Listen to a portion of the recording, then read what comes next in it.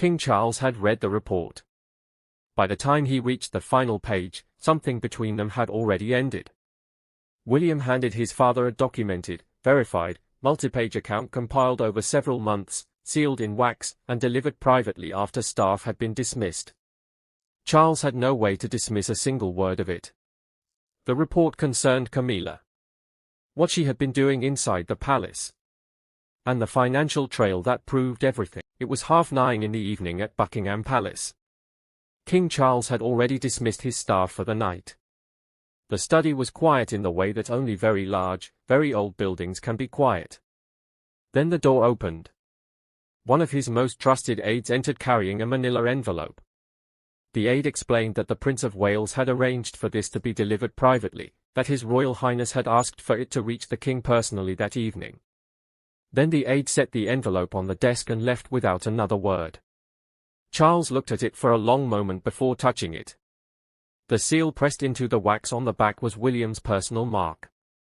This was something William had sent as a son sending something to a father through a channel deliberately chosen for its privacy. A sealed report delivered at night by personal arrangement marked for the king's eyes only. Charles had been in public life long enough to understand that documents handled with this level of care do not contain good news. Inside were multiple pages printed and bound with the kind of care that signals someone spent time on this, not hours but weeks. William's introduction appeared at the front. It explained in measured and precise language that this had not been an easy decision. He wrote about the tension between family loyalty and duty to the crown. Then he wrote the line that would stay with Charles: every claim in the report could be independently verified through multiple separate sources. Charles read that sentence twice. William was not asking his father to take his word for anything. He was saying, check this yourself through your own channels and you will find the same answer. Charles began reading. The report concerned Camilla. Specifically, what she had been doing inside the palace over the preceding months. The first incident involved a senior member of the household staff who had served for 2 decades. They requested a transfer to a minor position without explanation. William discovered that Camilla had called that staff member into a private meeting. She had suggested that certain members of staff seemed more devoted to preserving established ways than to embracing her vision. The staff member left feeling threatened.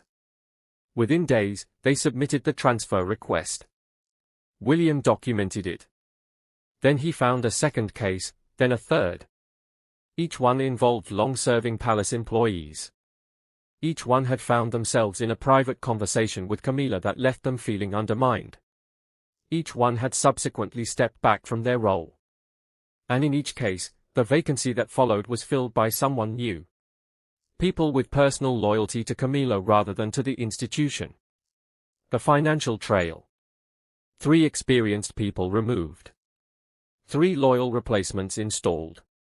Individually, each case carried an explanation. Together, they carried something else entirely. Budget allocations for Camilla's office had increased substantially over the preceding months. Not through proper approval processes. Through arrangements that bypassed them entirely. When palace financial administrators raised questions about specific expenditures, Camilla's staff provided vague answers that satisfied the immediate inquiry without actually explaining anything. The amounts were not enormous, but the pattern of avoiding proper authorization was consistent enough to constitute something more serious than oversight. It was intentional circumvention. Once the new staff members were in place, something shifted inside the palace. It began with meetings.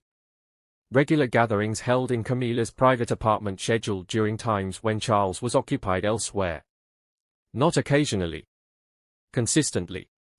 The timing was precise enough to suggest deliberate arrangement rather than coincidence. These were not official engagements recorded in the palace calendar. They were informal sessions, attendance limited, conducted away from the administrative structures that governed how the household normally operated.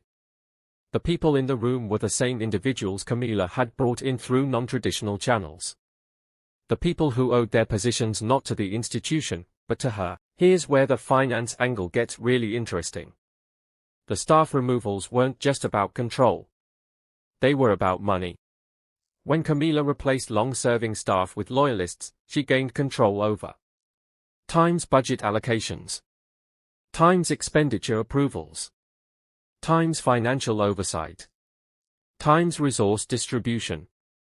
And she bypassed the traditional approval processes that existed precisely to provide oversight and accountability. The financial impact was significant. Budget allocations for Camilla's office increased substantially. Expenditures were routed through channels that avoided proper authorization. Questions were answered with vagueness that satisfied immediate inquiries without actually explaining anything. The pattern of avoiding proper authorization was consistent enough to constitute something more serious than oversight. It was intentional circumvention. Camilla had been telling various members of staff in different conversations across different settings that her position as queen consort carried more institutional weight than people fully appreciated. She had reminded people that she stood directly beside the king and that her wishes therefore deserved the same respect as direct orders from Charles himself. Consider what that actually means. A person who holds genuine authority within an institution does not need to remind others of it in private rooms. Authority that requires repeated verbal assertion is authority that cannot sustain itself through legitimate channels. What Camilla was describing was not institutional standing. It was personal power constructed carefully, maintained informally, and entirely dependent on the loyalty of people who answered to her alone rather than to the crown they were employed to serve. Charles did not confront Camilla the following morning. This is the detail that tells you everything about the kind of man he is. Instead, he did something that no one outside the palace would have anticipated. He opened his personal diaries. Charles has kept detailed private journals for years. Decades of private documentation written in his own hand for no audience but himself. He began cross-referencing every claim in William's report against his own records. The first incident, the senior household manager's sudden transfer request, had occurred on a Tuesday in early autumn. Charles turned to that week in his diary and found an entry noting that Camilla had seemed unusually preoccupied that evening. He had recorded it as a minor observation and moved on. He kept going. For each significant event documented in William's report, he searched his diaries for corresponding entries. What he found page after page was a series of small notations that had seemed entirely unremarkable at the time, and now formed pieces of a pattern he could no longer pretend was accidental. Every claim William had documented checked out. Not against a single source, but against Charles's own private records, written in his own hand on the days the events had actually occurred. That was the moment the full weight of it landed. He had not been kept in the dark by elaborate concealment. He had been kept in the dark by his own willingness to trust. And by a very careful, very patient effort to ensure that trust was never seriously tested until now. Charles did not issue a statement. He did not call a formal meeting. He did not sit Camilla down and present her with the evidence page by page. What he did instead was something that only makes sense once you understand how institutions of this age and weight actually protect themselves. He changed the systems. The first directive came through his private secretary quietly, precisely, without fanfare.